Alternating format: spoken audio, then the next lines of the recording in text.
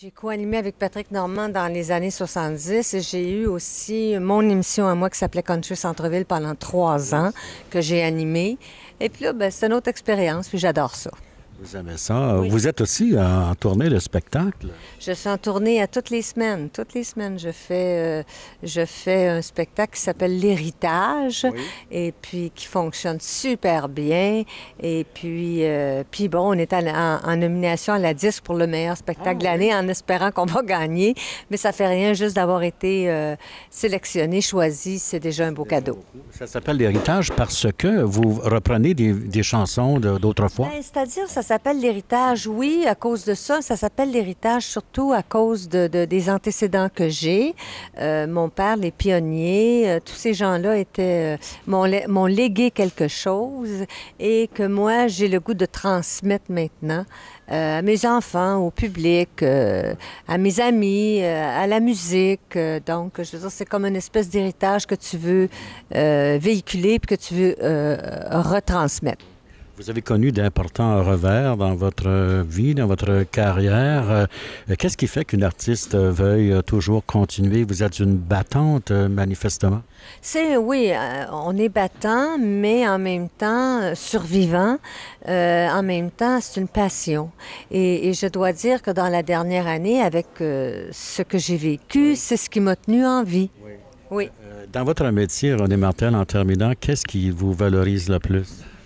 Mon Dieu, qu'est-ce qui me valorise le plus? C'est-à-dire, c'est pas une question de se sentir, de se sentir valorisé. C'est l'amour que les gens me démontrent à chaque spectacle, les applaudissements, les salles combles, c'est toujours affiché complet.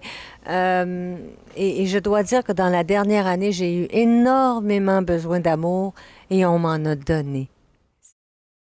Il co-anime Affaires de stars à Musimax avec quantité d'artistes très connus et réputés. Mike Gauthier, bonjour. Bonjour, bonjour. Je vous voyais hier avec Robert Charlebois. Vous êtes vraiment... Vous traitez tout le monde de façon très, très à l'aise. Ben il faut. Ça fait 30 ans que je fais de la radio. Ça fait à peu près 20 ans que je fais de la télé. Fait que j'ai eu l'occasion de faire beaucoup d'entrevues. Je connais pas mal les artistes parce que comme Charlebois, je pense que ça devait être la 10e fois que je le rencontrais. Fait qu'il y avait des choses dont j'avais pas eu le temps de parler et étant donné que l'émission dure 1 heure et que c'est pas uniquement quelques segments avec plusieurs invités, c'est vraiment les 60 minutes consacrées à l'invité. Fait que ça nous permet de déborder et de parler des différents sujets mais d'une autre façon.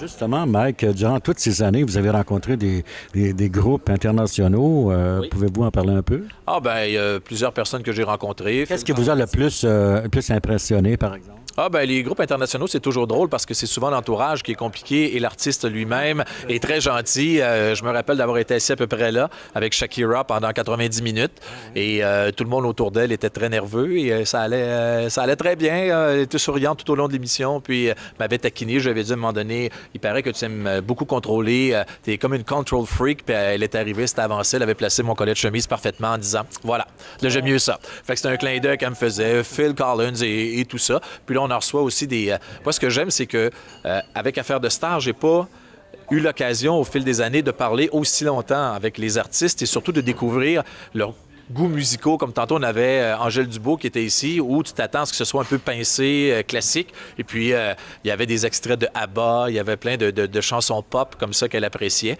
Et c'est la même chose, tout le monde qu'on reçoit, on est toujours un peu surpris. Mais à chaque fois qu'on reçoit une fille, surtout les chanteuses, c'est toujours Madonna qui revient en disant que c'est elle qui les a influencées, qui les a amenées à faire ce métier-là.